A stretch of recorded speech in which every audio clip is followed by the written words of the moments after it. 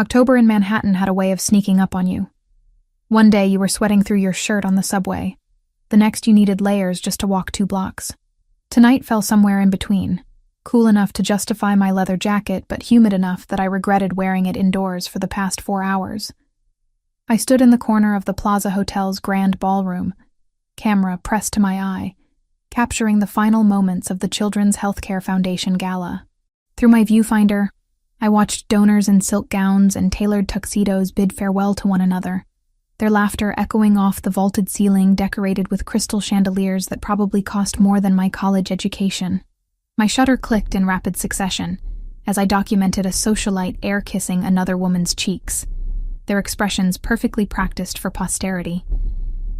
"That's a wrap, Collins," Jessica, the lead photographer, called out from across the ballroom. She was already packing up her equipment, her movements efficient after 15 years in the business. "Upload looks good. You can head out." I lowered my camera, feeling the familiar ache in my neck from holding the same position for hours. "Thanks. See you Thursday? Corporate headshots at 9. Don't be late." She flashed me a tired smile before returning to her gear. I made my way through the hotel's service corridor, my camera bag heavy on my shoulder. The contrast between the opulent ballroom and the stark, fluorescent-lit hallway always struck me. 2 worlds existing side by side, one meant to be seen, the other designed to remain invisible. I'd spent enough time in both to know which one felt more honest. The service exit opened onto a side street, and I was immediately hit with the reality that the temperature had dropped significantly since I'd arrived at 6. My breath formed small clouds in the air as I hurried toward the parking garage 2 blocks away. The streets were quieter now, just past 11 on a Tuesday night. Most of the city's workforce already home or heading there on packed subway cars. That's when the sky opened up. Within seconds, the light drizzle I'd noticed transformed into a downpour. Cold water soaked through my jacket, plastered my hair to my skull, made my camera bag feel twice as heavy. I broke into a run, cursing myself for parking so far away, trying to shield my expensive equipment from the worst of the rain. By the time I reached the garage, I was drenched. Water squelched in my boots with every step. I could feel my mascara running, probably giving me that raccoon look I'd perfected during my college crying over finals phase. At least no one was around to witness my drowned rat impression. I found my Honda on the 3rd level, a 12-year-old sedan that had seen better days, but got me from point A to point B without complaint. As I approached, I noticed something that made my stomach drop. The passenger window was open. Not all the way. Just the 3 inches I'd left it cracked so Sunny wouldn't overheat while I worked. But now, in the downpour, rain was streaming inside. "No, no, no," I muttered, fumbling with my keys as I rushed to the door. I yanked it open, expecting to find my golden retriever's apologetic face, his fur damp from the moisture getting in. The car was empty. "Sunny?" I called, panic rising in my throat. I checked the back seat, under the seats, even popped the trunk, though I knew there was no way he could have gotten in there. "Sunny!" My hands shook as I spun around, scanning the parking garage. He must have pushed the window down further and squeezed through. But when? How long had he been gone? The gala had been 4 hours long. He could be anywhere in Manhattan by now. I left my camera bag on the passenger seat and took off running, back down the levels, out onto the street. The rain was relentless, making it nearly impossible to see more than 20 feet ahead. I cupped my hands around my mouth and shouted his name, my voice nearly drowned out by thunder rumbling overhead. A flash of golden fur darted across the street 2 blocks down. Relief and terror flooded through me in equal measure. I sprinted after him, my boots splashing through puddles, water streaming into my eyes. I barely registered the honking cars as I ran into the crosswalk, my entire focus on that flash of gold. "Sunny!" I screamed as he disappeared around a corner. I rounded it seconds later, my lungs burning from the cold air and exertion, just in time to see him chasing something. A cat, sleek and black, weaving between pedestrians hurrying to get out of the rain. The cat darted left, toward a restaurant with a green awning, and Sunny followed without hesitation. I pushed myself harder, my legs protesting. "Sunny, stop!" The cat vanished into an alley. Sunny, bless his gentle heart, lost interest immediately. But instead of coming back to me, He did something completely inexplicable. He jumped into an open car door. Not just any car. A black SUV with tinted windows, the kind of vehicle that screamed money and power, parked directly in front of an Italian restaurant I'd photographed for a wedding client once. The restaurant catered to a very specific, very exclusive clientele. By the time I reached the vehicle, stumbling to a stop beside it, I could see Sonny through the open door, settling himself at someone's feet like he'd found exactly where he belonged. "I'm so sorry," I gasped, trying to catch my breath as I leaned into the SUV. "He's never done anything like this before. Sonny, come here, right now." Sonny looked at me, then looked up at whoever he was sitting with, and stayed exactly where he was. That's when I registered the interior of the vehicle. Leather seats the color of expensive cognac, the subtle scent of cedar and something else. Something that reminded me of the cologne counter at department stores I couldn't afford to shop at. And sitting in that back seat, looking at me with an expression somewhere between amusement and curiosity, was possibly the most striking man I'd ever seen. Dark hair, perfectly styled despite the late hour, a face that could have been carved from marble, all strong angles and sharp lines, except for his mouth, which was curved in the barest hint of a smile. He wore a charcoal suit that fit him like it had been made specifically for his broad shoulders, and even sitting down he radiated the kind of presence that made you want to either move closer or back away. I couldn't decide which, but it was his eyes that held me frozen, half in and half out of his vehicle, deep brown, almost black in the dim light, and looking at me with an intensity that made my rain-soaked skin break out in goosebumps. "Your dog?" His voice was low, smooth, with the barest hint of an accent I couldn't quite place. "Yes. I'm so sorry. He escaped from my car and I've been chasing him and he never approaches strangers like this." I reached for Sonny's collar, but my dog pressed himself closer to the man's legs, deliberately out of my reach. "Sonny, I swear to God, if you don't come here right now..." "He seems comfortable." The man's hand, I noticed, had moved to rest lightly on Sonny's head. My dog's tail thumped against the expensive floor mats. I became acutely aware of how I must look. Soaking wet, mascara probably halfway down my face, shivering in the cold, half kneeling in this man's vehicle while my dog refused to obey me. Heat crept up my neck despite the chill. "He's really friendly," I said, as if that explained anything. "But he knows better than to jump into people's cars. I'm training him. I promise he's not usually so bold," the man suggested. "Poorly behaved," I finished, making another grab for Sonny's collar. This time I managed to get my fingers around it, but when I tried to pull him toward me, he planted himself like he weighed 300 pounds instead of 75. Behind me, I heard movement. I glanced back to see 2 large men in dark suits had materialized from somewhere. Security, I realized. Of course this man had security. One of them had his hand inside his jacket, and I didn't need much imagination to guess what he was reaching for. "I'm just getting my dog," I said quickly, my voice rising with nervousness. I'm not trying to. Marco." The man in the car spoke quietly, but the security guard immediately relaxed, stepping back. "It's fine. She's clearly just trying to retrieve her dog." The one called Marco nodded, but didn't move far. His eyes stayed locked on me, watching for any sudden movements. "Sonny, please," I tried again, putting more force into my pull on his collar. He whined at me, like I was the one being unreasonable. "What kind of dog is he?" the man asked, seemingly unbothered by the fact that a strange woman was half inside his vehicle, dripping water all over his floor. "Golden retriever, 2 years old. Usually very well behaved, I swear." I gave up on pulling and instead tried to maneuver myself into a better position, which resulted in me essentially climbing into the SUV. "I'm so sorry about this. And about the water. I'm getting everything wet. It's just water." He watched Sonny, who was now looking up at him with what I could only describe as adoration. "He trusts me.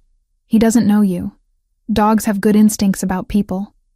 His gaze shifted from Sonny to me. "What's his name?" "Sonny. Because he's, well, golden." It seemed clever at the time. Why was I babbling? I pressed my lips together, trying to regain some composure. "And your name?" I hesitated. There was something about the way he asked. casual but deliberate, that made me wonder if he really just wanted to know, or if there was some other reason for the question.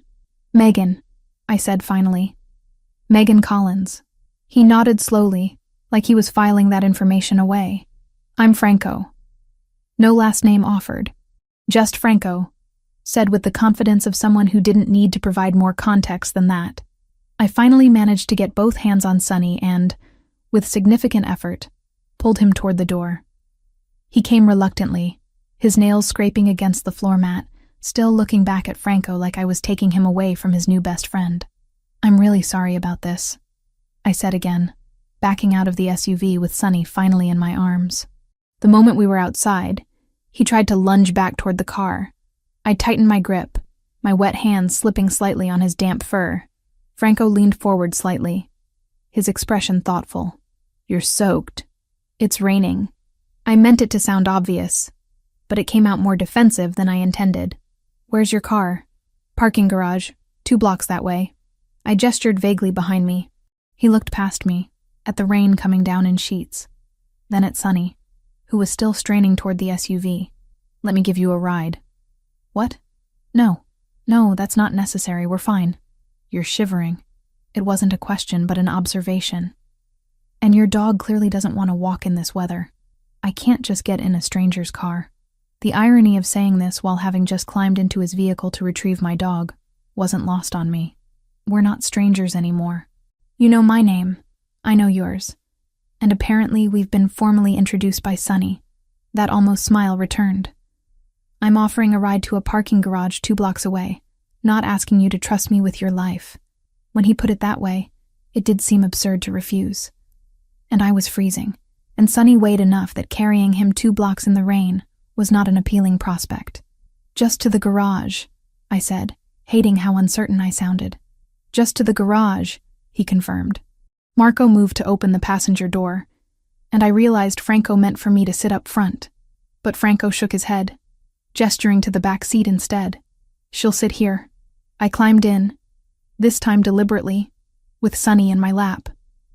The moment I sat down, the warmth of the heated seat seeped through my wet clothes. Franco reached behind the driver's seat and produced a towel, dark gray and plush, which he handed to me. "For you or the dog, whichever needs it more."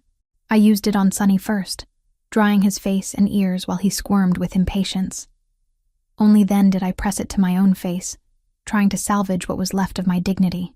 Marco got into the driver's seat, another man I hadn't seen before climbing into the passenger seat. Neither spoke. Marco simply started the engine, waited for me to give directions, and pulled smoothly into the sparse traffic. The interior of the SUV smelled even better now that I wasn't panicking. Cedar, definitely, but also leather and something clean and crisp. The windows were tinted so dark I could barely see out, but I could feel the vehicle moving, hear the rain drumming against the roof. "You photograph events," Franco said. Not a question. I looked down at myself, at my camera bag still hanging across my body, the strap dark with water. "How did you know?" "The bag. The way you hold yourself. You have the posture of someone who spends a lot of time on their feet, watching rather than participating." He paused. "And there was a gala tonight at the plaza. You're dressed for behind-the-scenes work, not attendance." I didn't know whether to be impressed or unsettled by his observational skills. "Children's healthcare benefit. I'm a freelance photographer. You enjoy it?" "Most of the time. The hours are unpredictable and the pay isn't great, but I like capturing moments people want to remember." I realized I was still holding the towel and folded it carefully, not wanting to hand it back to him while it was damp with dog water. "What about you? What do you do?" "I have various business interests. Vague, deliberately so. Import, export, real estate. Nothing as interesting as photography." Somehow I doubted that. Everything about Franco, from his vehicle to his security, to the way he carried himself, suggested his business interests were very interesting indeed, just not in ways he wanted to discuss with strangers. We'd already traveled 1 block. I could see the parking garage entrance ahead. Sonny, traitor that he was, had migrated from my lap back to Franco's feet, settling there like it was the most natural thing in the world. Franco didn't push him away. His hand rested on Sonny's head again, absently scratching behind one ear in exactly the spot my dog loved. He really likes you, I observed, unable to keep the surprise from my voice. He's usually nervous around new people. It takes him time to warm up. I had a dog once, a long time ago, also a golden retriever. Something crossed Franco's face, there and gone so quickly I almost missed it. Something that looked like grief. What was their name? His name was Apollo. The past tense hung heavy in the air. He died when I was 15. I'm sorry. I meant it. Anyone who'd loved and lost a dog understood that particular kind of heartbreak. It was a long time ago. He said it like repetition would make it true. The SUV pulled into the parking garage, and Marco navigated to the 3rd level without needing further directions from me. When we reached my Honda, looking even more pathetic next to the luxury vehicle, Marco put the SUV in park, but didn't turn off the engine. "Thank you," I said, opening the door. This time, Sonny came with me without protest, though he looked back at Franco with those soulful eyes that usually earned him extra treats. "Really, I appreciate the ride, and I'm sorry again about him jumping in your car like that. No apology necessary." Franco's dark eyes held mine for a moment longer. "Drive safely, Megan Collins. The roads are slick tonight."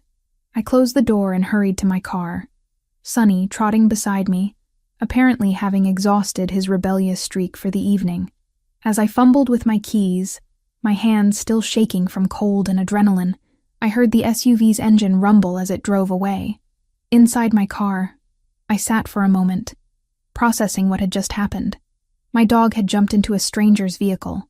That stranger had been kind about it, given me a ride, and had somehow managed to make the entire bizarre situation feel almost normal.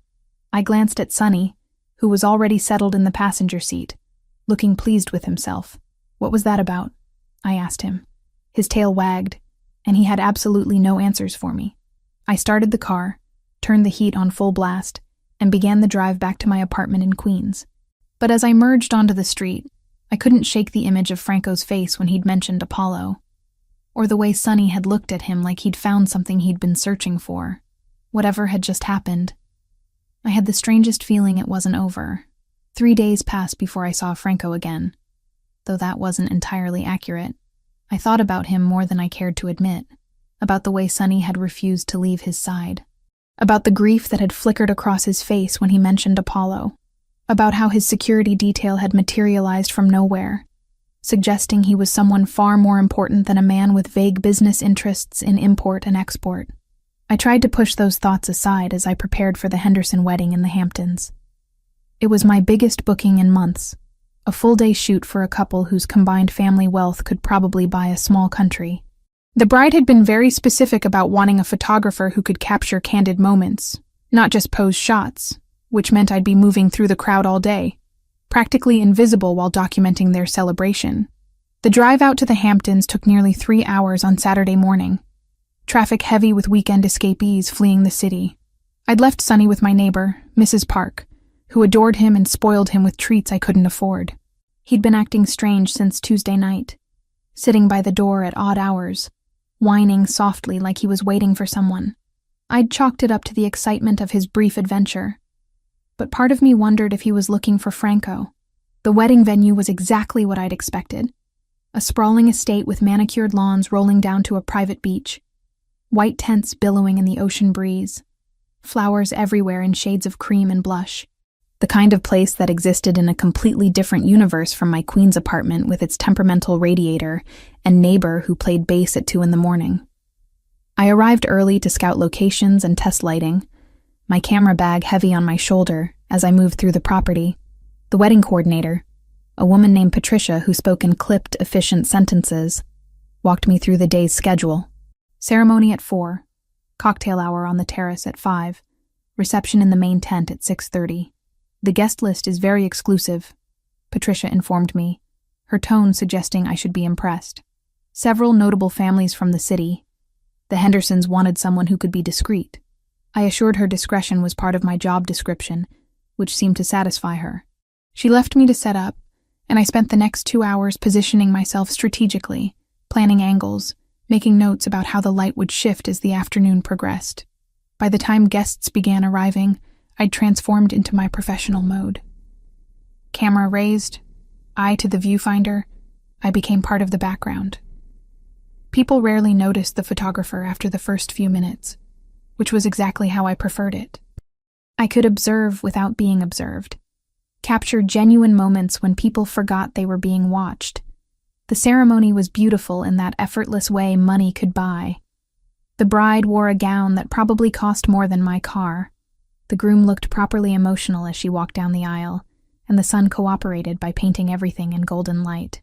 I moved through the crowd, my shutter clicking steadily, building the narrative of their day frame by frame. It was during cocktail hour that I saw him.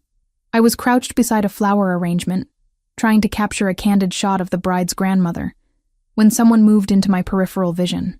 Tall, commanding presence, dark suit that fit perfectly. Something about the way he carried himself made me lower my camera and look directly at him. Franco stood near the bar, a glass of what looked like whiskey in his hand, deep in conversation with an older man I didn't recognize. He hadn't seen me yet, and I took the opportunity to study him in this different context. He looked the same as he had Tuesday night, that same controlled elegance. But here, surrounded by the wealthy and powerful, he didn't stand out. He blended perfectly, which somehow made him more intriguing. This was his world, I realized. These were his people. As if sensing my gaze, he turned his head and our eyes met across the crowded terrace. Recognition flashed in his dark eyes, followed by something that might have been pleasure. He said something to his companion, then began moving through the crowd toward me. I straightened quickly, suddenly self-conscious about my casual black pants and long-sleeve shirt, my camera hanging around my neck like a neon sign announcing I didn't belong here. Megan Collins. He stopped in front of me, that almost smile playing at his lips. I didn't expect to see you here. I'm working. Photographing the wedding. I gestured unnecessarily at my camera. I didn't know you'd be here either. Family friend of the groom's father. I couldn't decline the invitation. His gaze moved over me, assessing but not inappropriate. How's Sonny? The fact that he remembered my dog's name sent an unexpected warmth through my chest. He's good. Still acting a little strange, though. I think his adventure Tuesday night affected him more than I realized. Strange how? He keeps sitting by the door, waiting for something, I think. I paused, debating whether to say more, or someone. Something shifted in Franco's expression, a softening around his eyes. Dogs remember kindness. He probably associates me with getting out of the rain and finding somewhere warm. Maybe. I didn't mention that Sonny had been in dozens of cars before, and never acted the way he had with Franco. Are you enjoying the wedding? The ceremony was beautiful. The bride's dress was particularly impressive. He said it with just enough sincerity that I couldn't tell if he actually cared or was simply making conversation. You're capturing it well. I saw you during the ceremony. You have a good eye for moments. You were watching me work? The idea made me strangely self-conscious. I was watching the wedding. You happened to be part of it. He took a sip of his whiskey, his eyes never leaving mine. Tell me about Sonny. You mentioned he was rescued? The shift in topic caught me off guard. Yes. From a shelter in Brooklyn about 6 months ago. He was scheduled to be euthanized in 2 days when I found him. I felt that familiar tightness in my throat thinking about how close I'd come to never meeting Sonny. His previous family abandoned him when they moved to an apartment that didn't allow dogs. They just left him tied to a pole outside the shelter with a note. Franco's jaw tightened almost imperceptibly. People can be cruel. They can. But he's happy now. Spoiled even. I adjusted my camera strap, needing something to do with my hands. What about Apollo? You said he died when you were 15. What happened? For a long moment, I didn't think he'd answer.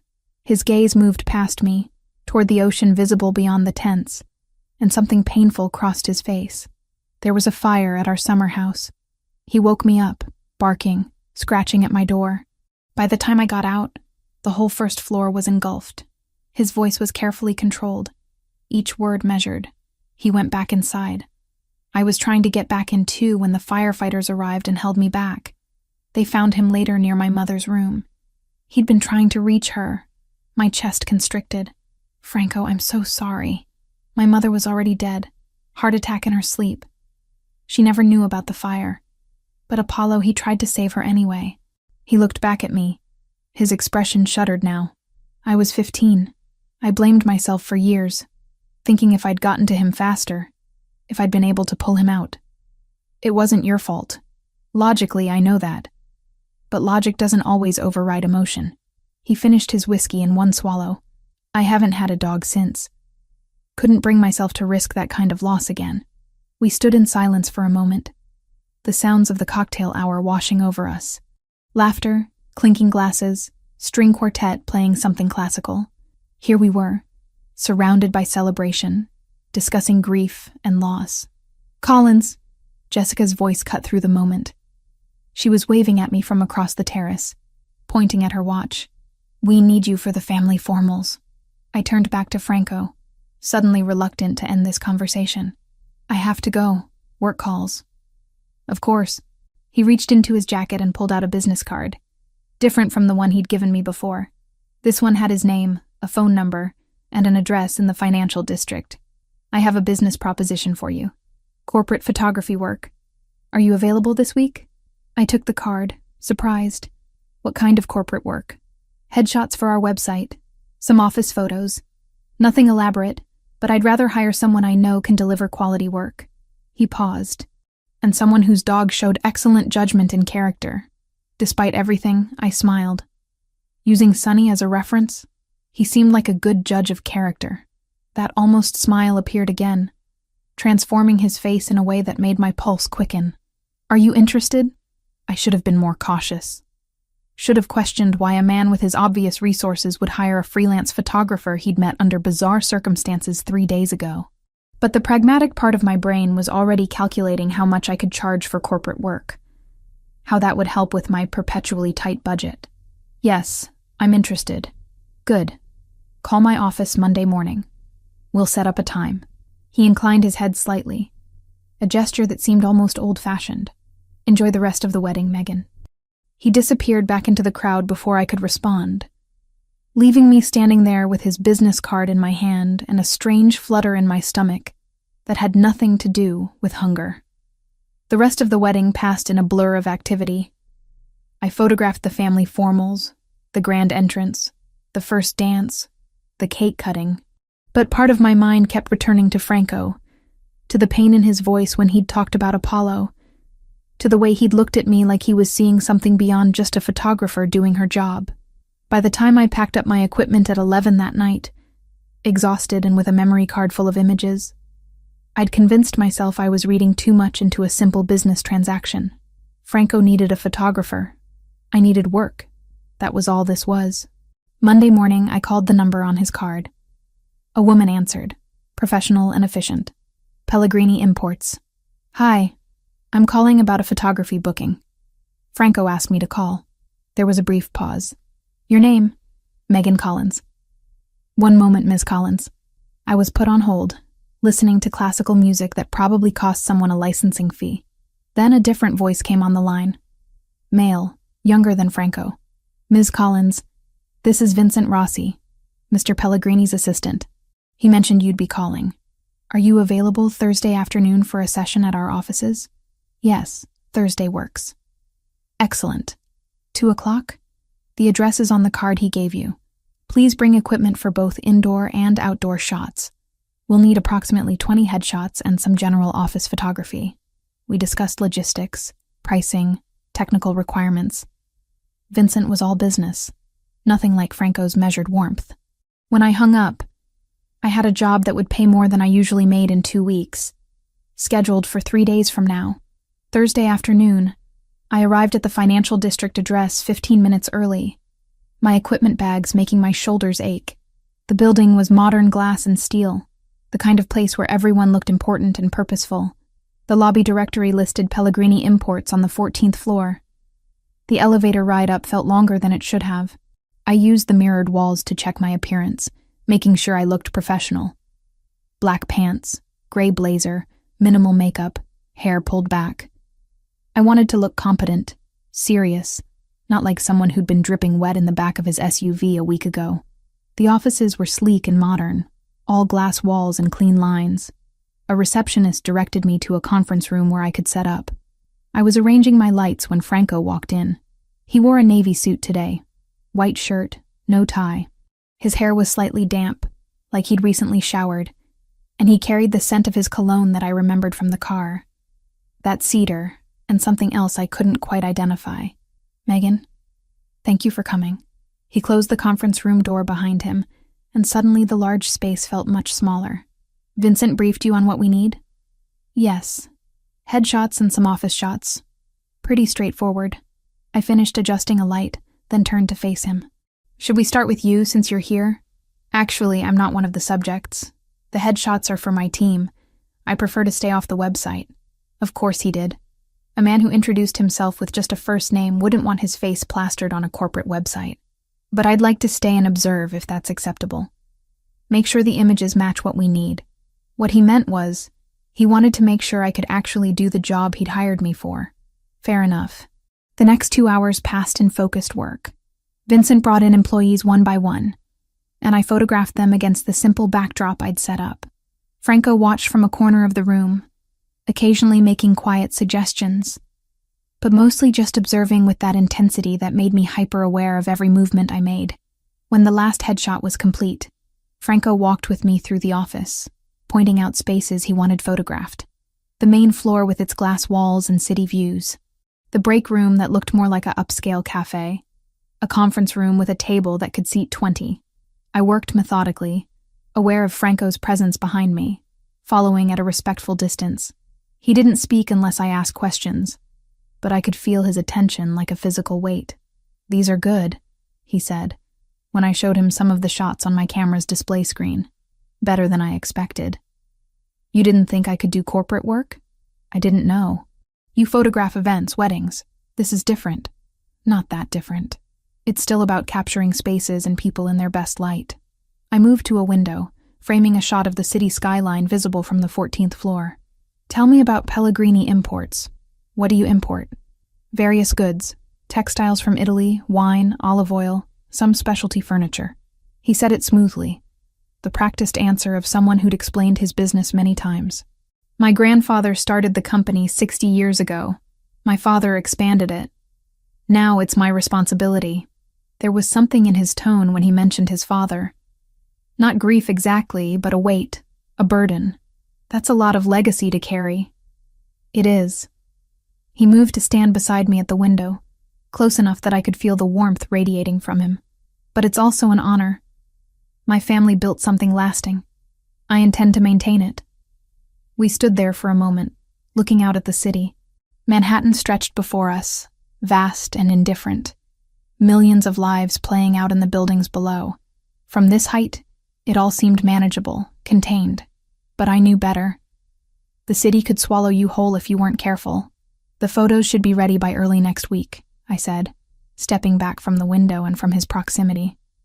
"I'll send you a link to a private gallery where you can select which ones you want." "Excellent." He turned to face me fully. "Would you like to have dinner?" "To discuss the photos, and as thanks for accommodating my schedule on short notice." The invitation caught me off guard. "That's not necessary. You're paying me well for the work." "I'm aware. This isn't about payment. It's about conversation." His dark eyes held mine. "Unless you have other plans." I should have said yes, should have invented a prior commitment. Dinner with a client blurred professional lines. But the truth was, I wanted to have dinner with him. Wanted to continue the conversation we'd started at the wedding, to understand this man who carried grief like a familiar companion, and who'd somehow earned my dog's instant devotion. "I can't tonight. I have Sonny, and he's been alone most of the day." Franco nodded, accepting this. "What about Saturday? During the day? You could bring Sonny. I'd like to see him again if that's acceptable." "You want to see my dog?" I couldn't keep the surprise from my voice. "I enjoyed meeting him. And you mentioned he's been acting strange. Perhaps another visit would help settle whatever he's experiencing." He paused. "Unless you'd prefer not to." There was something vulnerable in the question, hidden beneath his confident exterior. This man who commanded offices and had security details wanted permission to spend time with my rescue dog. "Saturday works," I heard myself say. "There's a park in Brooklyn, Prospect Park. We go there most weekends. Text me the details. I'll meet you there." He pulled out his phone, and I gave him my number, watching as he saved it. 11 o'clock? 11 is perfect. We walked back to the conference room where I'd left my equipment. Vincent appeared as I was packing up, his expression neutral, but his eyes sharp as they moved between Franco and me. "The photos are complete?" Vincent asked. "Yes. Megan will have them ready early next week." Franco's tone shifted, becoming more formal in front of his assistant. "Make sure she's compensated promptly." "Of course." Vincent turned to me. "Thank you for your work, Ms. Collins." I nodded, hoisting my equipment bag onto my shoulder. Franco walked me to the elevator, his hand hovering near the small of my back but not quite touching. The doors opened and I stepped inside, turning to face him. "Thank you for the work," I said, "and for the invitation. Saturday. I'm looking forward to it." The elevator doors began to close, but I heard him add, "Sonny made quite an impression. I'd like to see if his owner did the same."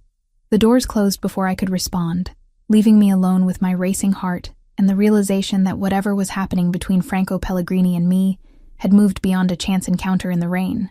Saturday arrived with November's particular brand of cold sunshine, the kind that looked deceptively warm through windows, but bit through jackets the moment you stepped outside. I bundled up in layers, grabbing Sonny's new leash, the one I'd splurged on after my corporate photography payment cleared, and headed to Prospect Park. Franco had texted the night before confirming our 11 o'clock meeting near the main entrance off Prospect Park West.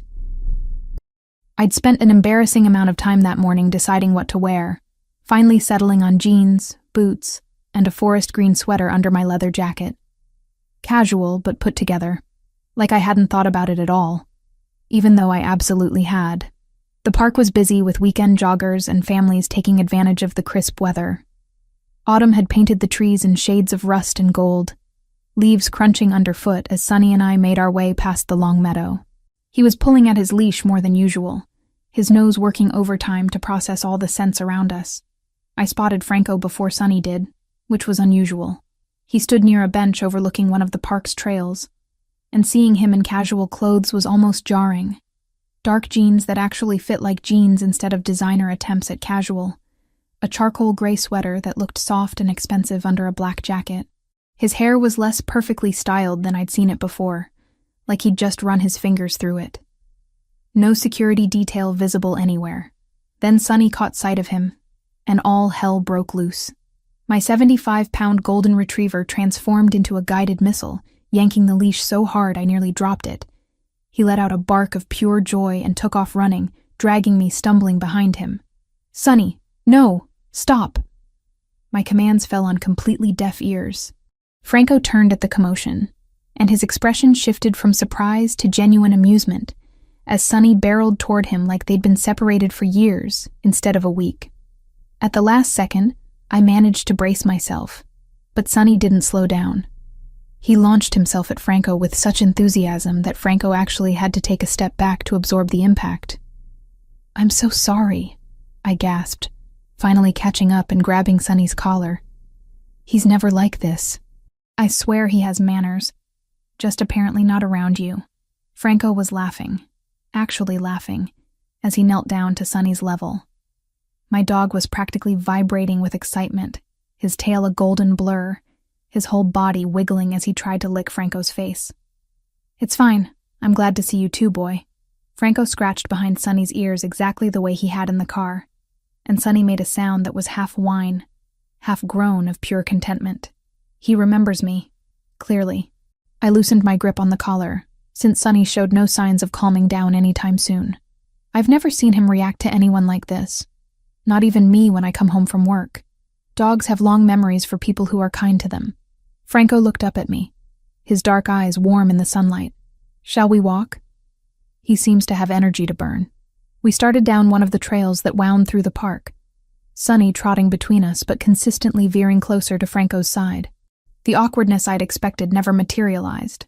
Instead, we fell into easy conversation about the park, the weather, the photographers I'd seen trying to capture the autumn colors. "How did the photos turn out, from the office?" Franco asked after we'd been walking for about 10 minutes. "Good." Vincent approved them all. "The payment cleared yesterday, actually. Thank you for that. You earned it. The quality was excellent." He glanced at me. "Have you always wanted to be a photographer?" "Not always. I studied marketing in college, actually. Photography was just a hobby at first. Something I did to relax between classes. I watched Sunny investigate a particularly interesting tree. After my parents died, I needed something that felt meaningful, capturing moments people want to remember, preserving memories. It helped me process losing them. How long ago did they pass? 3 years. Car accident on their way back from visiting me in Boston. I'd just graduated and moved there for a job. The familiar weight settled in my chest. They were supposed to stay one more day, but my mom had a doctor's appointment she didn't want to miss. If I'd just insisted they stay, that's not your fault. Franco's voice was gentle but firm. You can't hold yourself responsible for timing and circumstances beyond your control. Logically, I know that. But logic doesn't always override guilt. I used his own words from the wedding, and recognition flickered in his eyes. You understand that, don't you? With Apollo, he was quiet for a moment, his gaze distant. Yes, I understand exactly. We'd reached a more secluded area of the park, trees forming a canopy overhead, filtering the sunlight into dappled patterns on the ground. Franco pulled a tennis ball from his jacket pocket, and Sunny's attention locked onto it immediately. You came prepared, I observed. I told you I had a golden retriever. I remember what they love. He threw the ball down the path, and Sunny took off like a shot. What happened next would have been comical if it wasn't so telling. Sunny retrieved the ball perfectly, but instead of bringing it back to me, he ran straight to Franco and dropped it at his feet, tail wagging expectantly. Sunny, bring it here, I called. He looked at me, looked at Franco, and nudged the ball closer to Franco's shoe. Traitor, I muttered. Franco picked up the ball and threw it again. Same result. 5 more throws. 5 more times Sunny returned to Franco exclusively, like I wasn't even there. I'm sorry, Franco said, though he was clearly trying not to smile. I'm not deliberately stealing your dog's affection. Aren't you, though? You brought a ball. You're doing that thing with his ears that he loves. You're basically the golden retriever whisperer. I tried to sound annoyed, but couldn't quite manage it. Would you like to throw the next one? I throw the ball for him every single day. He never ignores me like this. But I took the ball from Franco and threw it. Sunny chased it enthusiastically, brought it back, and deposited it at Franco's feet again. I don't understand it either, Franco admitted, crouching down to Sunny's level again. But I'm not complaining. Watching them together, seeing the way Franco's normally guarded expression softened completely when he looked at Sunny, I felt something shift in my chest. This wasn't about business transactions or convenient networking. This was a man confronting grief he'd carried for 20 years, finding something he'd denied himself through my stubborn, overly friendly dog. Tell me more about Apollo, I said quietly.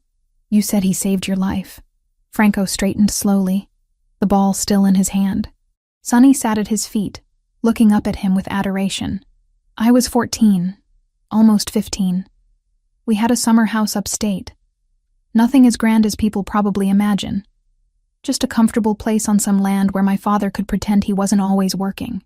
He threw the ball absently, and we started walking again. My mother had a heart condition. We knew, but she refused to let it stop her from living normally. That must have been scary. It was, especially for my father. He tried to protect her from stress, from anything that might trigger an episode. Franco's jaw tightened. The night of the fire, Apollo started barking. It was about 3 a.m. He wouldn't stop, just kept scratching at my door. I finally got up to see what was wrong, and the moment I opened my door, I smelled smoke. We'd stopped walking, without me realizing it. Sunny had returned, and was sitting pressed against Franco's legs, like he could sense the weight of the memory. The first floor was already engulfed. I tried to get to my parents' room, but Apollo grabbed my sleeve, literally pulled me toward the other staircase that led outside. He looked down at Sunny, his hand moving automatically to stroke the dog's head. I fought him. I was screaming for my parents, trying to get past him, but he wouldn't let me. He was stronger than I was, and he got me outside. Franco, I breathed. Once I was out, he went back in. I was trying to follow when the firefighters arrived. They held me back, and I watched the house burn. His voice had gone flat, emotionless in the way people sound when they're holding themselves together by sheer will. They found my mother in her bed. The heart attack killed her before the fire reached her room. Apollo was near her door. He'd gone back to try to save her. Without thinking, I reached out and took his hand. He looked down at our joined hands, surprise flickering across his face, but he didn't pull away. "I'm so sorry. I can't even imagine carrying that." The worst part was my father. He blamed himself for not installing better smoke detectors, for not waking up in time. He carried that guilt until he died 4 years later. Franco's fingers tightened around mine. I was 19 when he passed. Heart attack. Like my mother. Suddenly, I was responsible for everything. The business, the family, decisions I wasn't remotely prepared to make. That's too young to lose both parents. Is there a right age? His eyes met mine, and I saw the vulnerability he usually kept hidden so carefully. "You were what, 23? 24? 24. And you're right, there's no good age. It changes you." We stood there in the middle of the path, holding hands, both of us carrying grief we rarely shared with anyone. Sonny leaned against Franco's legs, and for a moment, the three of us existed in a small bubble of shared understanding. "Photography became your way of holding on to moments," Franco said softly. "What became yours?" "Control. Structure. Making sure I was never unprepared again." A sad smile touched his lips. "Not exactly healthy, but effective. And now here you are, in a park with a stranger and her dog. Being spontaneous. You're not a stranger anymore, Megan. Not after this conversation." The intensity of his gaze made my breath catch. We were still holding hands, and I became acutely aware of his thumb brushing against my wrist. Probably unconscious on his part, but sending electricity through my nervous system. Sonny chose that moment to bark and drop the ball at Franco's feet again, breaking the moment. Franco laughed, releasing my hand to pick up the ball. Persistent, isn't he? It's one of his better qualities. We walked for another hour, the conversation shifting to lighter topics. I told him about disastrous photo shoots and difficult clients. He shared carefully edited stories about the import business, always keeping things vague but engaging. By the time we ended up at a small cafe near the park's edge, my cheeks hurt from smiling, and Sonny was finally starting to show signs of tiring out. The cafe had outdoor seating, and we claimed a table with a heat lamp. Franco ordered an espresso. I got a cappuccino, and Sonny collapsed at Franco's feet like he'd been there all his life. "I have a question," Franco said after our drinks arrived. "Would you be interested in photographing an event next week? It's a fundraiser for a children's hospital. Nothing as elaborate as the wedding you shot in the Hamptons. But it's for a cause I support. You're becoming my most frequent client. Is that a problem?" "No, just unexpected." I warmed my hands on my cup. "What day?" "Saturday evening. I can send you the details. The pay will be competitive. You know you don't have to keep hiring me. I'm perfectly capable of finding work on my own. I'm aware. But I trust your eye, and I'd rather work with someone I know will deliver quality results." He paused.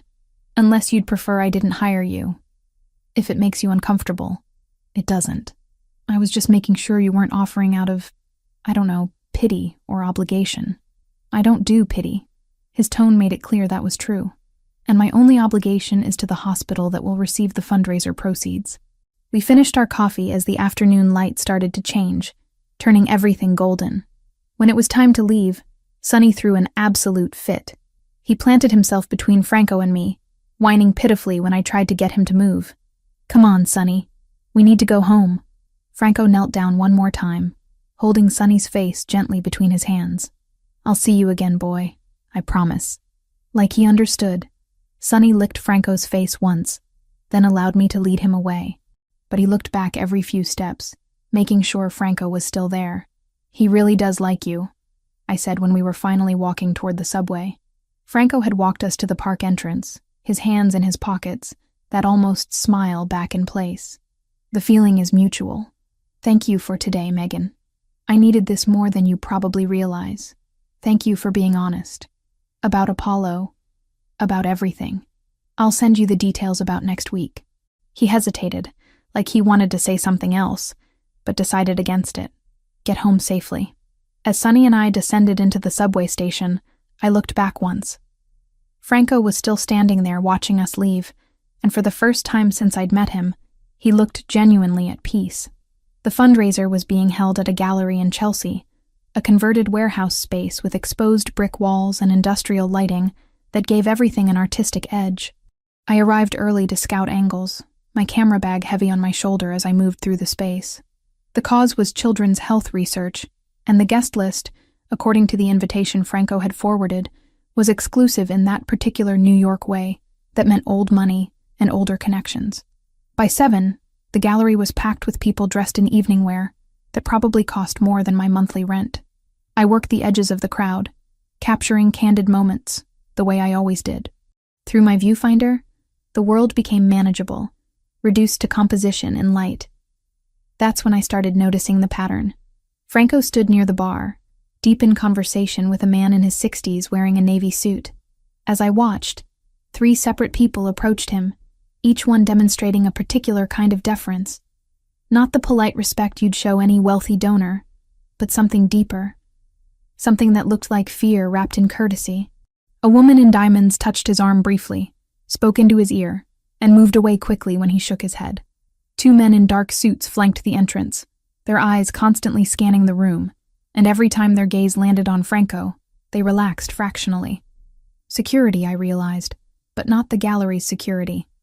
His. I lowered my camera, watching him directly for the first time that evening.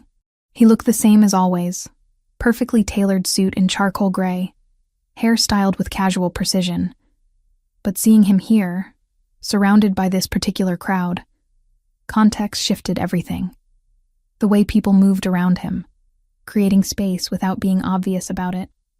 The careful attention others paid to his conversations, like they were trying to hear without appearing to listen. I drifted closer to where he stood, not approaching directly, but positioning myself to photograph a sculpture nearby. Close enough to hear fragments of conversation.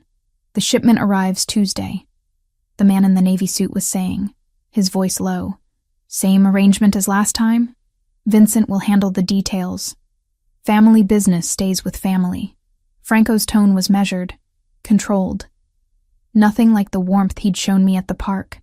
Family business. The word hit differently in this context. I moved away before they noticed me, but my hands trembled slightly as I adjusted my camera settings. Other conversations drifted past me as I worked.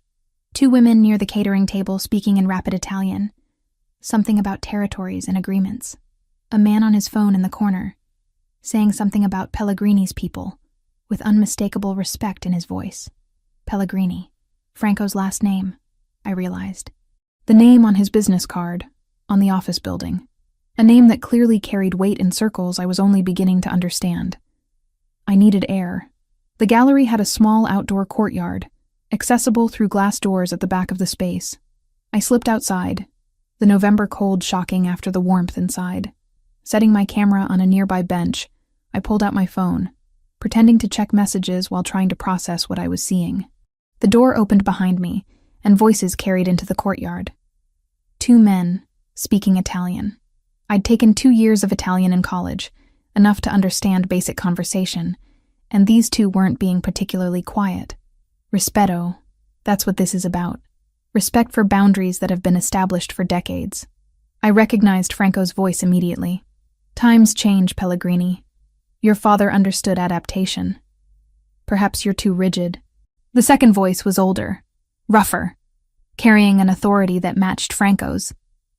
I turned slightly, pretending to frame a photo of the courtyard's architecture while watching them from the corner of my eye. The older man wore a light gray suit, his silver hair swept back from a face that might have been handsome 40 years ago. Now it just looked hard, carved from experience and decisions I probably didn't want to know about. He stood close to Franco, too close, invading space in a way that felt deliberately provocative. My father also understood the consequences of overreach. Franco's voice was ice. "As do I.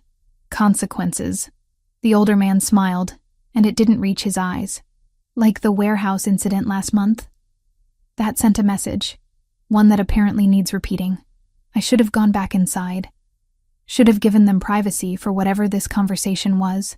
But I was frozen, camera raised like a shield, capturing the architecture while trying to make myself invisible. The older man's gaze swept the courtyard and landed directly on me. "Who's that?" His voice sharpened. "Photographer?" Franco turned, and for just a second something flickered across his face. Concern, maybe, or calculation. Then his expression smoothed into careful neutrality. "Gallery photographer, documenting the event." Documenting. The man moved away from Franco, walking toward me with deliberate steps. Photographers see things, hear things, sometimes remember things they shouldn't. My mouth went dry. I lowered my camera, trying to project casual professionalism despite my racing heart. Just here to photograph the fundraiser. "I don't speak Italian, if that's what you're worried about." The lie came out smooth, and I saw Franco's eyes narrow fractionally. He'd heard me speak some Italian at the park, the scattered words I'd taught Sonny. He knew I was lying, but he didn't contradict me. "Vittorio." Franco moved between us, not obviously protective, but definitely creating a barrier. "The photographer is contracted for the evening. Nothing more." Vittorio studied me for another long moment, his gaze calculating in a way that made my skin crawl. Then he smiled, showing too many teeth. "Of course. Just an evening's work. Though I hope you're well compensated, young lady. In my experience, people who see too much without proper compensation tend to have accidents." The threat was barely veiled. I forced myself to hold his gaze, to not show how terrified I suddenly was. "I'm just doing my job." "We all are." He turned back to Franco. "Think about what I said, Pellegrini. Adaptation or stagnation? Your choice." He walked back inside, leaving Franco and me alone in the cold courtyard. For several seconds, neither of us spoke. I could hear my own heartbeat, loud in my ears, mixing with the distant sound of music and conversation from the gallery. "You understood what we were saying." Franco's voice was quiet, certain. "No point denying it now. Some of it. Enough. Then you understand why I need to speak with you. Privately." He gestured toward a door at the far end of the courtyard. "There's a private office. Now, please." It wasn't really a request. I grabbed my camera and followed him through the door, down a short hallway, into a small office with modern furniture and art that probably cost more than my car. Franco closed the door behind us, and suddenly the space felt very small. That man was Vittorio Grimaldiro. Franco's tone had shifted, becoming almost clinical. He controls territory in the Bronx and parts of northern Manhattan. We've had disagreements about boundaries recently. Disagreements. I echoed the word, my voice sounding strange to my own ears. "Like the warehouse he mentioned?" Franco moved to lean against the desk, arms crossed. "You need to understand something, Megan. What I told you before about import business and real estate, that's all true, but it's not complete. Because you're in the Mafia." Saying it out loud felt surreal, like dialogue from a movie I'd accidentally walked into. That's not a word we use, but essentially, yes. My family. The Pellegrini family. We've controlled certain operations in this city for 3 generations. Import, export, construction, private security. Some of it's completely legitimate. Some of it exists in gray areas. And some of it is outright illegal. The confirmation should have sent me running. Instead, I found myself setting my camera down carefully, buying time to think. "Why are you telling me this?" "Because Vittorio saw you. He knows you were at an event with me, possibly heard our conversation. That makes you a variable he'll want to assess." Franco's jaw tightened. "In my world, unknown variables are dangerous. To him and to you. Are you threatening me? I'm protecting you." The vehemence in his voice surprised me. Vittorio has a reputation for eliminating problems. If he thinks you know something that could be useful to his rivals or dangerous to his operations, he'll either try to buy your cooperation or ensure your silence permanently. The room tilted slightly. I reached out to steady myself against a chair. "This is insane. I was just taking pictures." "I know. And I'm sorry you've been pulled into this. But you need to decide right now what you want to do." "Decide what?" Franco straightened, moving closer but stopping before he entered my personal space. "Option 1. You leave.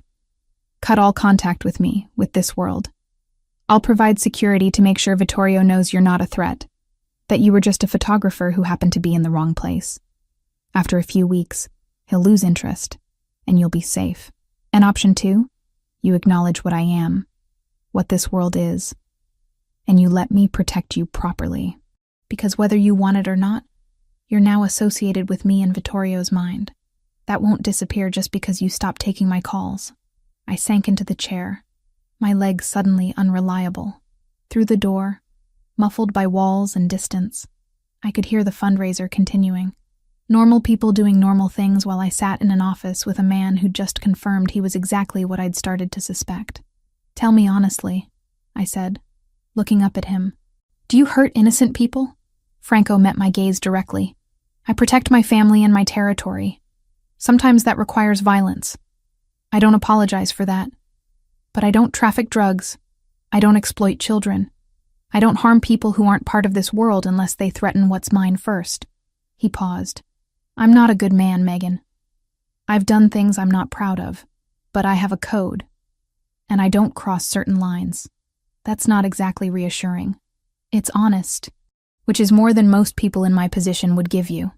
I thought about Sonny's instant devotion, about the grief Franco carried for Apollo, about how gentle he'd been in the park. Those things were real too, not just facades hiding a monster. People were complicated, capable of both protection and violence, both tenderness and ruthlessness. I need time to think, I finally said. Take tonight. But Megan, understand that Vittorio knowing about you changes things. Whether you choose to walk away or not, I'm assigning someone to watch your apartment. Make sure you're safe. Just for a few weeks, until he loses interest. You're going to have me followed? The violation of privacy should have angered me more than it did. I'm going to keep you alive. His voice softened. You can refuse the association with me. Refuse anything more between us. But I won't apologize for making sure Vittorio doesn't see you as a useful target. We stood there in that small office, the reality of his world settling around us like winter fog. I'd known, somewhere in the back of my mind, that Franco was dangerous, but knowing intellectually, and having it confirmed, standing in a room with him after watching him face down another dangerous man, that was different. That was choosing with open eyes. I should get back to work, I said, standing on shaky legs. People will notice I'm gone. Franco nodded, stepping aside to let me pass. But at the door, his hand caught mine briefly. Whatever you decide, thank you for today. For the park, for Sonny, for reminding me what it feels like to be just Franco, not Pellegrini. I squeezed his hand once, then slipped back into the gallery, back into the role of invisible photographer. But everything looked different now, cast in the knowledge of what I'd just learned. The fundraiser continued around me, elegant and civilized on the surface, while underneath ran currents of power and danger I was only beginning to understand. By the time the event ended, I'd made my decision. Not about Franco, not yet, but about whether I was brave or foolish. Maybe both. 2 weeks passed in a strange limbo where my life continued almost normally, except for the black SUV that followed me to every job. It stayed back, never intrusive, but always there. A constant reminder that I'd stepped into a world that didn't let you leave just because you wanted to. I kept working, photographed a corporate holiday party in Midtown, a small wedding in Brooklyn, headshots for an actress who couldn't afford the high-end photographers. My career didn't stop just because Franco Pellegrini had assigned someone to shadow my movements. If anything, knowing Vincent or one of his people was watching made me more determined to prove I could handle my own life. Then the flowers arrived. I came home on a Tuesday evening, arms full of equipment from a day shoot, and found them sitting outside my apartment door. An elaborate arrangement, the kind you see at funerals. All white lilies and roses, probably $200 worth of flowers with a small card tucked into the center. My hands shook as I pulled out the card. The message was written in Italian, but I understood every word. Photographers with curious eyes sometimes lose their vision permanently. Consider this friendly advice. No signature. None needed.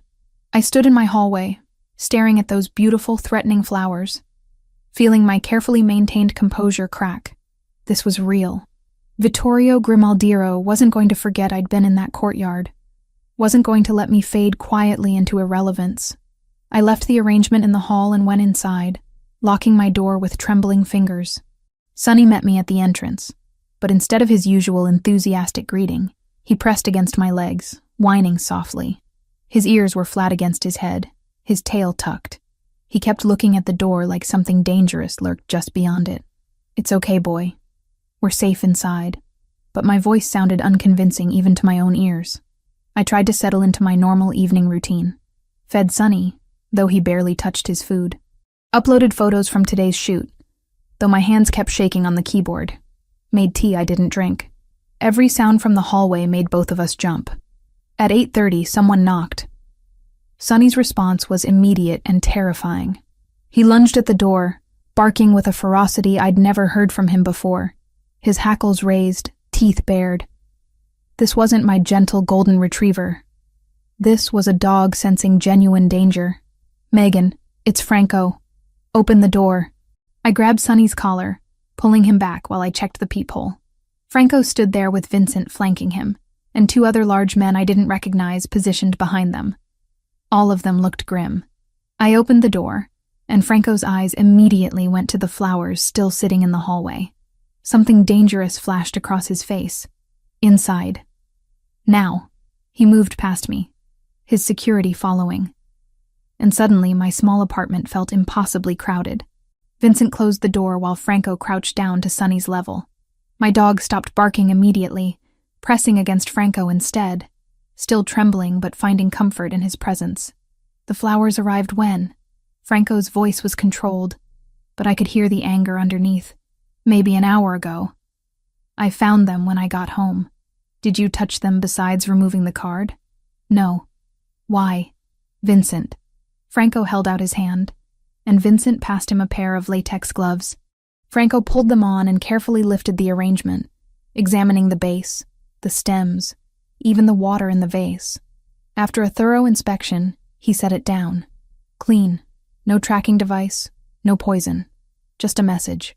"A very clear message," I said, my voice steadier than I felt. Franco straightened, removing the gloves. "Pack a bag. You're coming with me tonight." "Excuse me? This isn't a request, Megan." Vittorio just escalated from watching to active intimidation. The next step is action, and I'm not giving him the opportunity. Every independent instinct I possessed rebelled. I'm not abandoning my home because of some flowers and a threatening note. I've dealt with worse. Have you? Franco moved closer, his intensity focused entirely on me. Have you dealt with someone who has the resources and willingness to make threats like this a reality? Because I've seen what Vittorio does to people he considers problems. It doesn't end with flowers. I can't just leave. I have work, clients, a life here, which you can continue from a secure location. I have a townhouse in the Upper West Side. You'll have your own room, your own space. You can keep working, keep your clients, keep your independence. The only difference is you'll be somewhere Vittorio can't reach you easily. I wanted to refuse. Wanted to prove I didn't need protection. Didn't need Franco swooping in to save me. But Sonny whined again, pressing harder against Franco's legs. And I realized my dog had been acting strange all evening. Nervous, unable to settle, refusing food. Animals sensed things humans rationalized away. Just for a few days, I heard myself say. Until he loses interest. Until the situation is resolved, Franco corrected. That might take longer than a few days. How much longer? He exchanged a look with Vincent. Depends on how reasonable Vittorio decides to be. Could be weeks. I can't impose on you for weeks. You're not imposing. You're accepting protection I'm offering because I refuse to have your safety on my conscience. His jaw tightened. Please, Megan. Don't make this harder than it needs to be. The please did it. Franco Pellegrini didn't strike me as a man who said please often. I packed quickly, grabbing clothes, toiletries, my laptop and backup drives. Everything I needed to keep working. Sonny stayed glued to Franco's side the entire time, calmer than he'd been since I got home. The townhouse was beautiful in an understated way. No ostentatious displays of wealth, just quality everywhere you looked. Hardwood floors, comfortable furniture, art that looked original but not showy. Franco gave me the full tour, showing me a bedroom easily twice the size of my entire studio apartment, with an attached bathroom that had a soaking tub and separate shower. "There's an office across the hall," he said, opening another door to reveal a desk, multiple monitors, high-speed internet setup, everything a photographer could need for editing. "I had Vincent set it up this afternoon. You can work here without interruption." "You planned this before the flowers even arrived." "I planned for multiple scenarios. This was always the most likely." He gestured down the hallway. "My bedroom and office are on the first floor. You won't be disturbed unless you want company. There's food in the kitchen. Help yourself to anything. My housekeeper, Teresa, comes daily. She knows you're a guest and to respect your privacy. It was all so carefully thought out, giving me space while keeping me protected. I should have felt grateful. Instead, I felt trapped by good intentions and circumstances beyond my control. The first few days were awkward. Franco left early for work, returned late. We'd pass in the hallway, exchange polite greetings, nothing more. He was giving me the space he'd promised, respecting boundaries I'd barely articulated. But Sonny had no such reservations. The moment Franco came home, my dog abandoned me completely, following Franco around like he'd found his true owner. I kept working, edited photos from recent jobs, took video calls with clients, even did a small shoot in the neighborhood with Vincent trailing discreetly behind. My career continued uninterrupted, which helped maintain some sense of normalcy in this bizarre situation. It was the third night when things shifted. I'd been editing wedding photos until almost 2 a.m, perfecting the color balance on a particularly tricky indoor shot. My eyes burned from staring at the screen, and I needed water. The townhouse was silent as I made my way downstairs to the kitchen, my bare feet quiet on the hardwood. The living room was dark except for the city lights filtering through the windows. I almost didn't see Franco sitting there on the sofa, a glass of amber liquid in his hand, still dressed in his work clothes minus the jacket and tie. Sonny was sprawled at his feet, asleep. "Sorry," I said quietly. "Didn't mean to disturb you." "You're not." He gestured to the seat across from him. "Can't sleep?" "Working late. You?" "Same." He took a sip of what I assumed was whiskey. "How are you managing? Being here, I mean." I sat down, curling my legs under me. "It's strange. Nice, but strange. Your home is beautiful. It's a house, not quite a home." He said it matter-of-factly, like stating the weather. "Homes require more than just occupancy." "You live here alone?" "Most of the time. Vincent stays sometimes when we're working late. But yes, generally alone." The admission hung between us. Here was Franco Pellegrini, powerful enough to have security details and multiple properties, admitting to loneliness in a way that felt almost vulnerable. "That must be hard," I said softly. "Being surrounded by people all day but still alone. It's the cost of this life. Trust is expensive in my world, and genuine connection is nearly impossible. People either fear you or want something from you. Sometimes both." He looked at me directly. "You're the first person in years who sees me as just Franco. Not Pellegrini, not the head of a family, just a man who happened to give you a ride in the rain, and who my dog decided to adopt as his new favorite person." A ghost of a smile touched his lips. "Sonny has good instincts." We sat in comfortable silence for a moment, the darkness making it easier to be honest. "I understand loneliness," I finally said. "After my parents died, I had people around me all the time. Friends offering support, distant relatives suddenly interested in my life, but none of them understood what it felt like to have your entire foundation ripped away. To realize that control was an illusion, and everything could change in an instant. So you became a photographer. So I became someone who captures moments before they disappear. Someone who controls the frame, the composition, the story being told." I pulled a throw pillow onto my lap, needing something to hold. "It's probably not healthy, but it's how I cope. We all have our ways." Franco set his glass down on the table between us. "I built structures, systems, rules. If I could control my environment perfectly, if I could anticipate every threat and eliminate every variable, then maybe I could prevent the kind of loss I experienced. But you can't eliminate every variable. No, you can't." His gaze held mine in the dim light. "Sometimes the most important variables are the ones you never planned for." The weight of what he wasn't saying pressed against my chest. I was a variable he hadn't planned for. Sonny was a variable. This entire situation had spiraled from a chance encounter into something neither of us could have predicted. "Thank you," I said, breaking the moment before it became too intense. "For the office, for letting me keep working.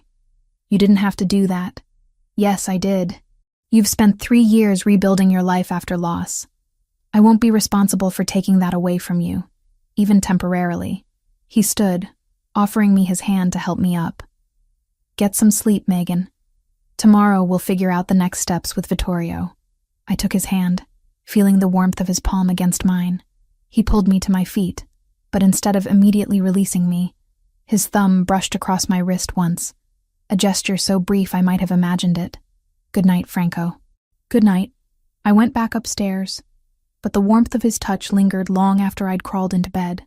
Somewhere below, I could hear Franco moving around, eventually climbing the stairs to his own room, and for the first time since the flowers arrived, I felt something other than fear about the situation I'd found myself in. A week into living at the townhouse, I got a call from a client about a commercial shoot that required specific equipment I'd left at my apartment. High-end lenses I couldn't afford to replace, specialized lighting that was stored in my closet. The job paid well, and I needed to maintain my reputation for reliability. "I'll send Vincent with you," Franco said when I mentioned needing to make the trip. We were having breakfast in his kitchen, a routine we'd fallen into. Coffee and quiet conversation before he left for whatever business he conducted during daylight hours. "I can go alone. It's just picking up equipment." "No." The word was final, non-negotiable. "If you need something from Queens, Vincent goes with you, and 2 others. I wanted to argue, but the set of his jaw told me it would be pointless. An hour later, Vincent arrived with 2 men whose names I didn't catch, both carrying themselves with the alert tension of people trained for violence. Sonny whined as I prepared to leave, pressing against Franco's legs in the way that had become habitual. "Stay here, boy," I told him, scratching behind his ears. "I'll be back soon." The drive to Queens took 40 minutes in midday traffic. Vincent sat in the front passenger seat, constantly scanning our surroundings. I tried to relax in the back, reviewing my shot list for tomorrow's commercial shoot, but the tension from the 2 guards flanking me was contagious. If anything, this was the opposite of reckless. 3 armed men and a carefully scouted street just to grab some lenses I couldn't afford to replace. My building looked exactly as I'd left it. Slightly run down, functional, home. Vincent got out first, his eyes sweeping the street with professional thoroughness. Then he froze, his hand moving inside his jacket. "Back in the vehicle. Now." "What's wrong?" "Gray sedan, 2 o'clock, occupied, engine running, no reason to be parked there." His voice was sharp with command. "Get back in the car, Miss Collins." I turned to look, curiosity overriding caution. That's when I saw the van, unmarked and white, its side door already sliding open. Everything happened impossibly fast. Men emerged from the van, 4 of them, moving with coordinated precision. Vincent shoved me hard toward the SUV, his body positioning itself between me and the threat. One of Franco's guards yanked open the rear door, shouting something I couldn't process over the sudden roar of gunfire. The sound was nothing like movies. Louder, sharper, each shot cracking through the air like the world breaking apart. I hit the ground beside the SUV, Vincent covering me completely, his weight pressing me into the cold pavement. Something warm and wet splashed onto my shoulder. "Stay down!" Vincent's voice was strained, different. "Don't move!" More gunshots, these from Franco's other guards returning fire. Screaming from somewhere, maybe from me. The acrid smell of gunpowder. Vincent's breathing harsh and labored against my ear. Then engines roaring, tires squealing, the attackers retreating as suddenly as they'd appeared. Silence crashed down like a physical thing. "Vincent?" I tried to turn under his weight. "Vincent, are you okay?" "Been better." He pushed himself up with visible effort, his left arm hanging useless at his side. Blood soaked through his jacket, spreading dark across the expensive fabric. "You hit?" "No. No, I'm fine." My voice sounded strange, too high, shaking. "You're bleeding. Oh God, you're bleeding so much." "Flesh wound." He swayed slightly, caught himself against the SUV. "Get her inside," he told the other guards. Lock the doors. Franco's already been notified. One of the guards, the one with the scar above his eyebrow, was on his phone speaking rapid Italian. The other helped me into the vehicle, his hands surprisingly gentle despite their size. Through the window, I watched Vincent lean against the car, his face pale but composed. Like taking a bullet was just another day at the office. Franco arrived in under 10 minutes, 3 more vehicles with him.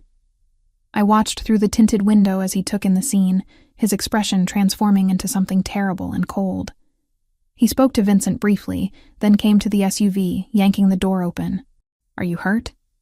His hands were on my face, my shoulders, checking for injuries with clinical efficiency. "I'm fine." "Vincent, he took the bullet." "Franco, he saved my life." "I know." His jaw was so tight I could see the muscle jumping. "We're going to a doctor. Not a hospital. A private facility. Don't speak to anyone about what happened." The doctor operated out of a brownstone in Brooklyn, asking no questions as he laid Vincent on an examination table and cut away his bloody shirt. The bullet had gone through clean, missing bone and major arteries, but the damage was still significant. I stood against the wall, unable to look away as the doctor worked, stitching muscle and skin with practiced efficiency. "He'll need weeks to recover properly," the doctor said to Franco. "No physical activity, physical therapy starting in a week." He was lucky. Lucky. Vincent had thrown himself in front of a bullet meant for me, and he was lucky. After the doctor finished, Franco drove us back to the townhouse himself. Vincent dozed in the passenger seat, drugged with pain medication. I sat in the back, my hands still shaking, blood dried on my jacket sleeve. At the townhouse, Franco settled Vincent in a guest room, arranging for around-the-clock care despite Vincent's protests that he was fine. When Vincent finally fell into medicated sleep, Franco took my hand and led me to his study, closing the door behind us. "This ends now." His voice was controlled fury, barely contained. "I'm getting you out of New York. New identity, new city, enough money to start over anywhere in the world. I have contacts in 3 continents who can make you disappear so thoroughly not even Vittorio's resources could find you." "What? No. This isn't negotiable, Megan. Vincent took a bullet today. Next time it could be you. I won't risk that. I'm not running away." I pulled my hand free, anger finally cutting through the shock and fear. "And you don't get to make that decision for me. Someone has to keep you alive since you clearly won't prioritize your own safety." "My safety?" I was getting equipment for work. I was trying to maintain the life I built. "I'm not letting Vittorio Grimaldiro take that from me, and I'm sure as hell not letting you send me away like I'm some problem to be solved." We stood facing each other, both of us breathing hard, the day's violence still crackling between us like electricity. "I can't lose you." The words came out raw, stripped of the control he usually maintained so carefully. "Do you understand that? The thought of Vincent's bullet being yours? The thought of identifying your body because I couldn't protect you? I can't live with that. Then don't send me away." I moved closer, my hands finding his chest, feeling his heart racing beneath my palms. "Protect me by letting me stay. By trusting that I'm strong enough to handle this." His hands came up to frame my face, his thumbs brushing my cheekbones. "You shouldn't have to handle this. You should be photographing weddings and living your quiet life and never knowing people like Vittorio exist. Too late. I know now. And I'm still here. Still choosing this. Choosing you." Something broke in his careful control. He kissed me like he'd been holding back for weeks, which he probably had. His mouth was demanding, desperate, tasting like fear and relief and something deeper I didn't have words for yet.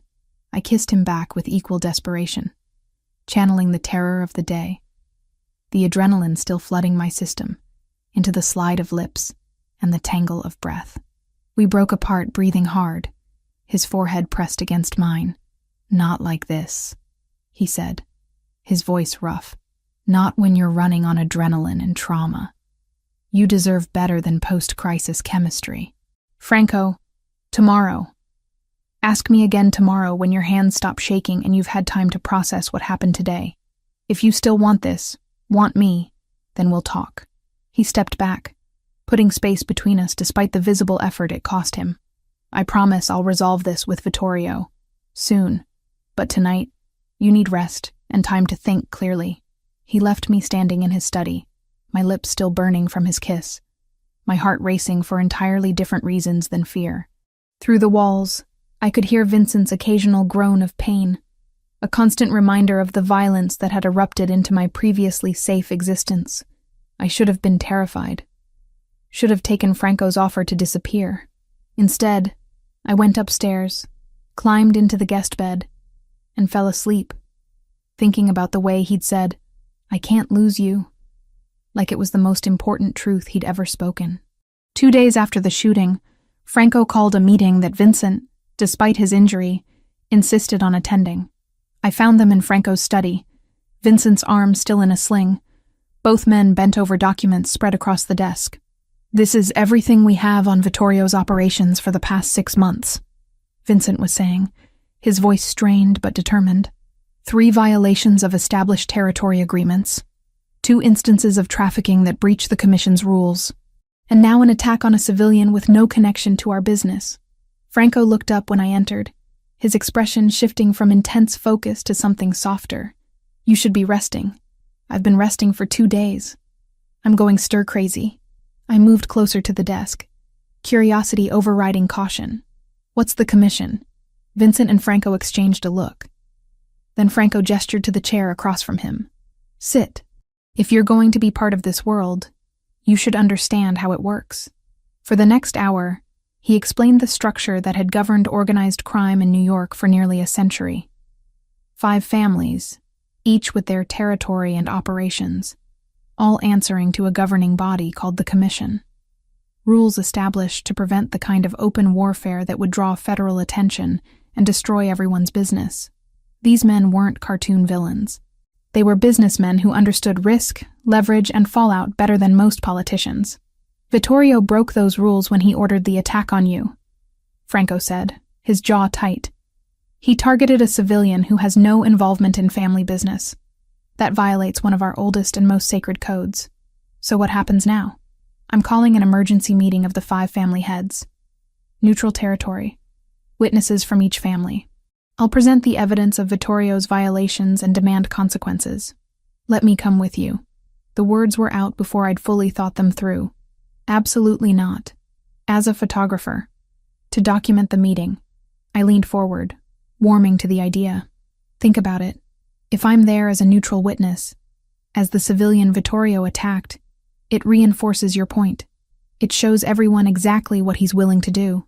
Plus, having documentation makes it official, harder for anyone to dispute what was agreed upon. Vincent nodded slowly. She has a point. The visual record could be useful. And her presence demonstrates confidence, shows we're not hiding her. Franco's expression was thunderous. "You were nearly killed 3 days ago, and hiding me away doesn't change that. But showing the other families that I exist, that I'm real, that I'm under your protection, that sends a message." I held his gaze. "Let me help end this, Franco. Please." The meeting took another week to arrange, giving Vincent time to heal enough to insist on attending despite the doctor's protests. It was held at an Italian restaurant in Little Italy, closed for the evening, neutral ground that belonged to none of the families. I dressed carefully in black pants and a blazer, my camera bag slung over my shoulder, trying to project professional competence despite my racing heart. Vincent met us in the foyer, his suit jacket carefully tailored to accommodate the sling he still wore. "You sure about this?" he asked me quietly, while Franco spoke with his security. "No, but I'm doing it anyway." He smiled, the first real smile I'd seen from him since the shooting. "You're good for him, you know. He hasn't cared about anything this much in years." Inside, the restaurant had been transformed. A large round table dominated the center of the room, 6 chairs arranged with mathematical precision. Men in expensive suits lined the walls, at least 3 security guards per family, all watching each other with barely concealed tension. The 5 family heads arrived within minutes of each other. I recognized Vittorio immediately, his silver hair and hard face impossible to forget. The others were strangers, older men who carried themselves with the particular confidence that came from decades of unchallenged power. Franco introduced me simply as Miss Collins, photographer documenting this meeting for the record. I set up my camera on a tripod in the corner, trying to be unobtrusive while capturing everything. The meeting began with formal pleasantries that felt absurd given the circumstances. Then Franco laid out his case with methodical precision. He presented financial records showing Vittorio's encroachment on established territories, testimony from witnesses about trafficking violations, and finally, Vincent's medical records from the shooting. "The woman he targeted," Franco said, his voice carrying across the room, "has no involvement in our business. She's a photographer who happened to be in the wrong place at the wrong time. The attack on her violated our most fundamental rule, the one that separates us from common criminals. We don't involve civilians." An older man with white hair spoke up, his accent thick with Brooklyn. "This is true? The woman was uninvolved?" "Completely. Her only connection to me was through work I hired her for. Legitimate photography work." Vittorio leaned back in his chair, his expression contemptuous. "The girl saw things at the hospital fundraiser, heard things. That makes her a security risk.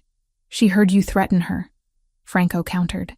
"She heard you demonstrate exactly the kind of reckless behavior that brings federal attention down on all of us.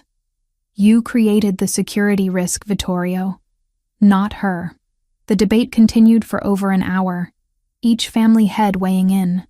I kept photographing, capturing the tension, the arguments, the moment when one of the older bosses slammed his hand on the table demanding order. Through my viewfinder, I watched Franco command the room with careful restraint, never raising his voice but making his points with devastating clarity. Finally, the man with white hair, who seemed to hold some kind of senior position, spoke. "Vittorio, you crossed a line. We all agree. The question is what happens now." "A formal ceasefire," Franco said immediately. "Documented and witnessed. Vittorio returns to his established territory and stays there. Any retaliation against Miss Collins or anyone associated with her will be considered a declaration of war against the Pellegrini family, which this commission will treat as a violation of our agreements. And if I refuse," Vittorio's voice was cold, "then we have a war. One that will draw federal attention none of us can afford. One that will cost all of us money, resources, and lives. Over what? Your pride?" The silence stretched. Finally, another family head spoke, a younger man with calculating eyes. "Accept the terms, Vittorio. This has gone far enough."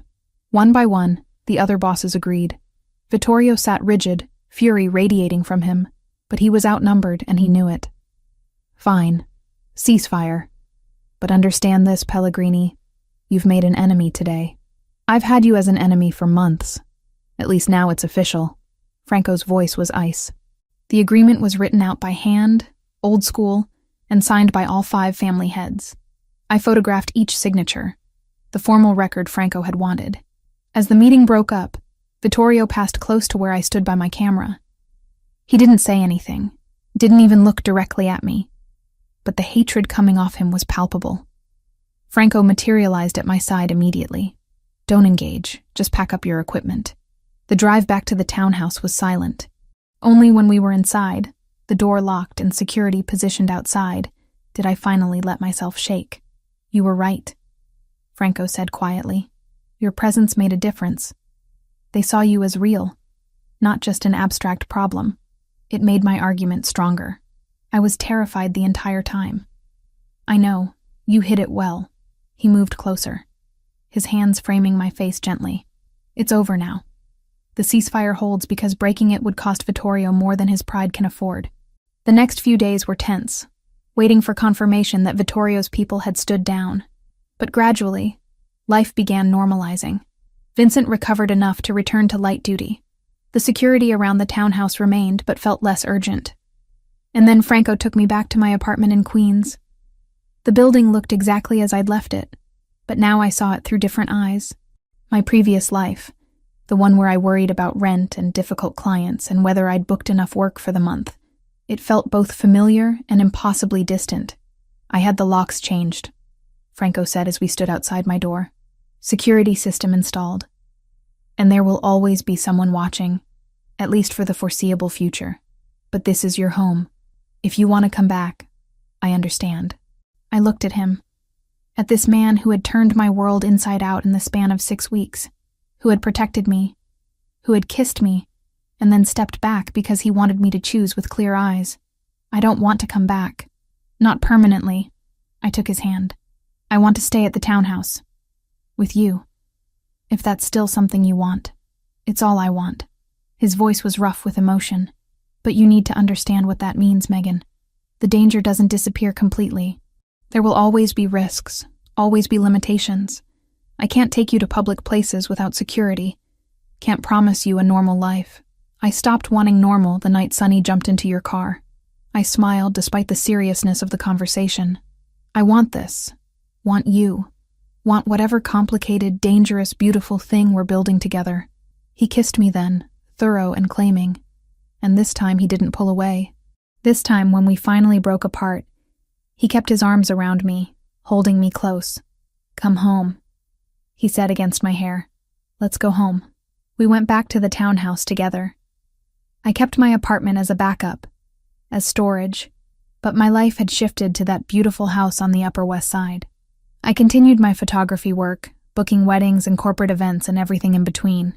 Vincent, recovered now except for occasional stiffness in his shoulder, often accompanied me to shoots, claiming it was security protocol. But I suspected he just enjoyed getting out of the office. And Franco, who had spent years keeping people at a distance, slowly let me in. Not all at once, but in careful increments. Late-night conversations in his study. Quiet dinners where he talked about his father and the weight of legacy.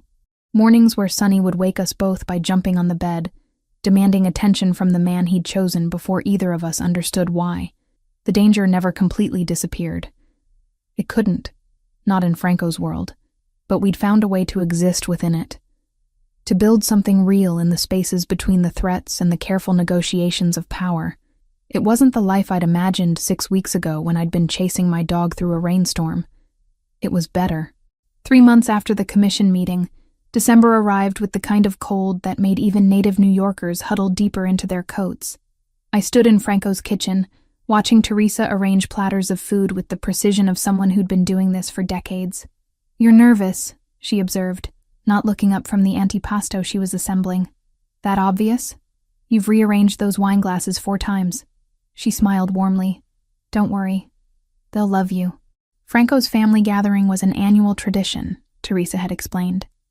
Cousins, aunts, uncles, business associates who'd become family over decades of shared history, all gathering to celebrate the holidays in a house that would soon be filled with the kind of controlled chaos only Italian families could create. Franco appeared in the doorway, looking unfairly handsome in dark jeans and a navy sweater. Sonny immediately abandoned the rawhide bone he'd been working on to press against Franco's legs, tail wagging. "Still betraying me for him, I see," I said to my dog. "He has excellent taste." Franco scratched behind Sonny's ears, then moved to where I stood. "You look beautiful." I'd agonized over what to wear before settling on a deep burgundy dress that Teresa had assured me struck the right balance between festive and appropriate. Franco's hands settled on my waist, pulling me close. "I'm terrified," I admitted quietly. "What if they hate me?" "Impossible. But even if they did, it wouldn't matter. You're here because I want you here. Because you're part of my life now." He pressed a kiss to my forehead. "Besides, Vincent already told half of them about the commission meeting. You're practically legendary."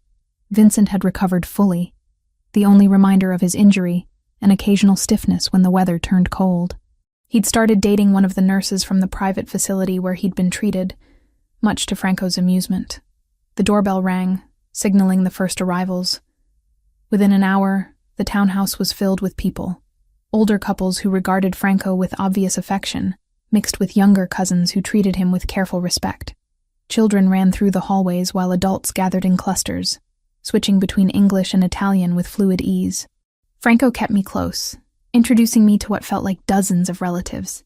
His Aunt Rosa, a formidable woman in her 70s, studied me with sharp eyes before pulling me into a hug that smelled like expensive perfume and garlic.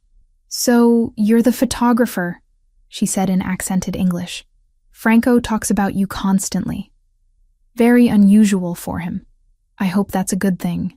He's been alone too long. Needed someone to remind him there's more to life than business." She patted my cheek. "You do that. I see it in his face.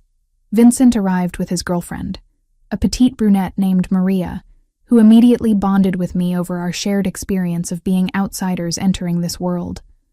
We stood together near the fireplace, watching Franco move through the room with practiced ease. "He's different with you," Maria observed. "Vincent says he hasn't seen Franco this relaxed in years. The feeling is mutual." Dinner was a loud, chaotic affair around a table that had been extended to accommodate 20 people.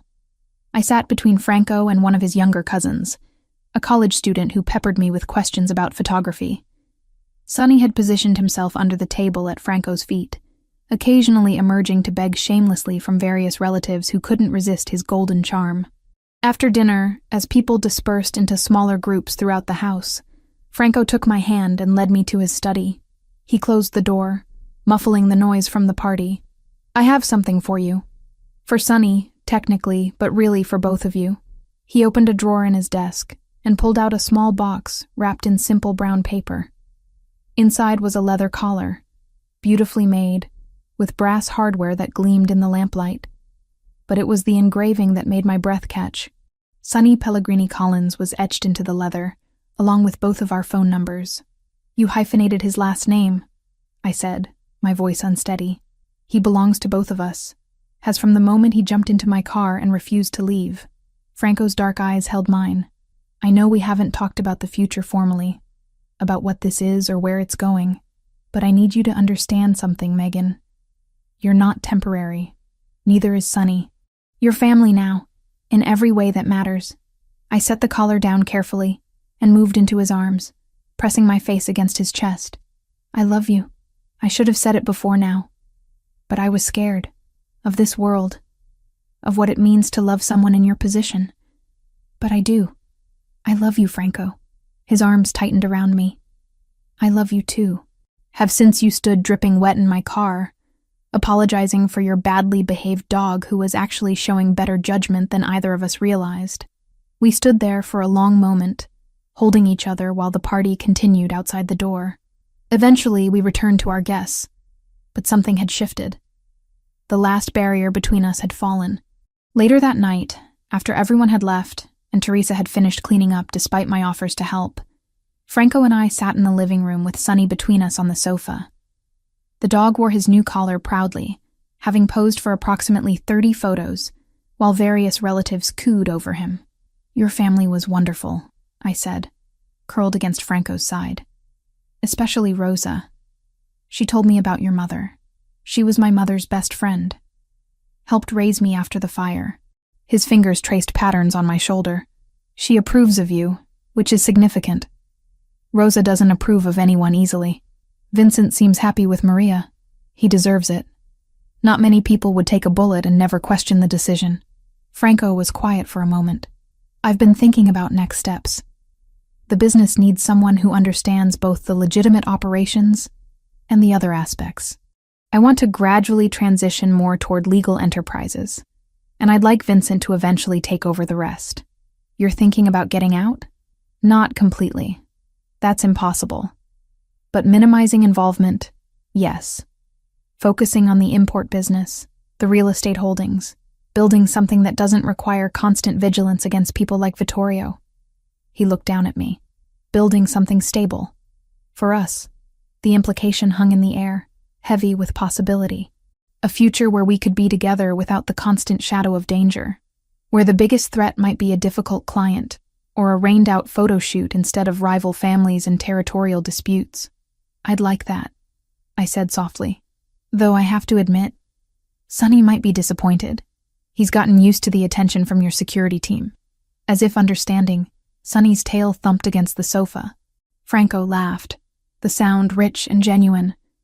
And I realized this was what I'd wanted from the beginning.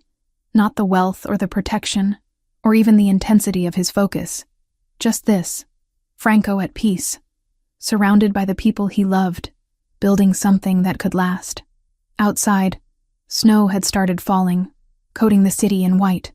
Inside, we sat together, a family formed not by blood but by choice, by a golden retriever's inexplicable devotion, and two people brave enough to love each other, despite every reason not to.